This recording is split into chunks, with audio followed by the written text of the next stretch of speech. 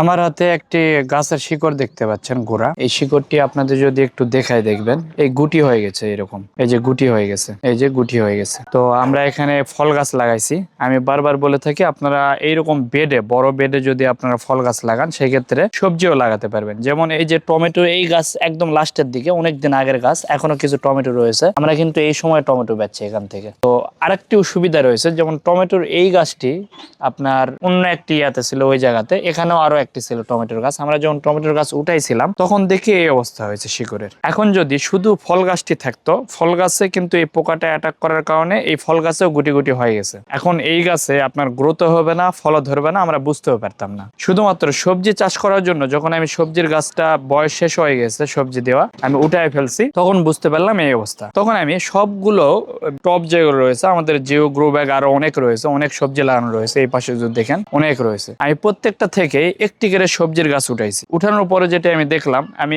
এই বেডে এই সমস্যা পাইছি, এটাতে পাইছি, আর পাইছি আমি হচ্ছে এই জায়গা, যদি আপনাদের দেখাই, এই জায়গাতে পাইছি এই সমস্যাটা। তো এখানেও টমেটোর গাছ ছিল, এখানে যে কটা শিকড় রয়েছিল সবগুলোতেই একটু একটু এই সমস্যাগুলোই ছিল। আপনার প্রয়োজনীয় ছাদ বাগানের পণ্য অর্ডার করতে আমাদের ওয়েবসাইট ভিজিট করুন।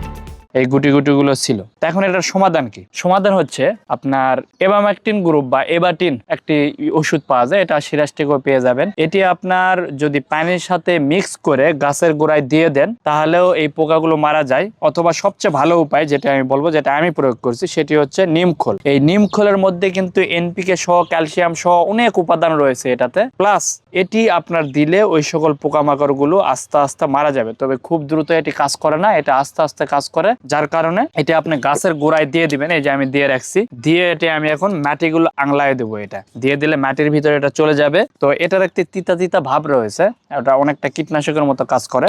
তো আস্তে আস্তে এই পোকাগুলো মারা যাবে অথবা এখান থেকে সরে যাবে। তো যার কারণে আপনার এই বেডগুলো তখন কি হবে, এই যে অন্য যে গাছগুলো রয়েছে, এই গাছগুলোর বয়স প্রায় 8 মাসের মতো, এরা কয়েকবার ফল দিয়েছে, এখন নতুন করে আবার কুশি আসতেছে, আবার এরা নতুন করে ফল দেওয়া শুরু করবে বেগুনের গাছ এগুলো। তো আপনারা এইভাবে যখনই একটু গুটি গুটি দেখবেন, আমি আবার একটু ভালো মতো দেখাই আপনাদের, গাছের গোড়ায় দেখবেন এই যে এরকম গুটি হবে, এইভাবে গুটি হবে, বড় হচ্ছে এই যে এটা, এগুলো কিন্তু আপনার গাছে আর ফল আসবে না, গাছ ঝিমায় আস্তে আস্তে পড়বে অথবা গাছ ওই রকমই থাকবে, কোনো গ্রোথ হবে না। তো এগুলো বোঝাও যায় না, যখন এটা গাছের শিকড় উঠানো হয় তখন এটা বোঝা যায়। তো যার কারণে এর পাশাপাশি আরো অন্যান্য ছোট ছোট গাছ থাকলে যখন এটা উঠাবো ধরা পড়ে। আর অ্যাকশনের বেলায় আপনি হচ্ছে নিমখোল ব্যবহার করতে পারেন, অথবা এবাটিন বা মোটামুটি যেগুলো বীজ জাতীয় বিষ রয়েছে এগুলো কিন্তু পানির সাথে মিক্সার করে দিয়ে দিলে হয়ে যায়। তবে এবাটিনটা ভালো কাজ করে। তো আজকে এই পর্যন্ত, সবাই ভালো থাকবেন, সুস্থ থাকবেন, আল্লাহ হাফেজ।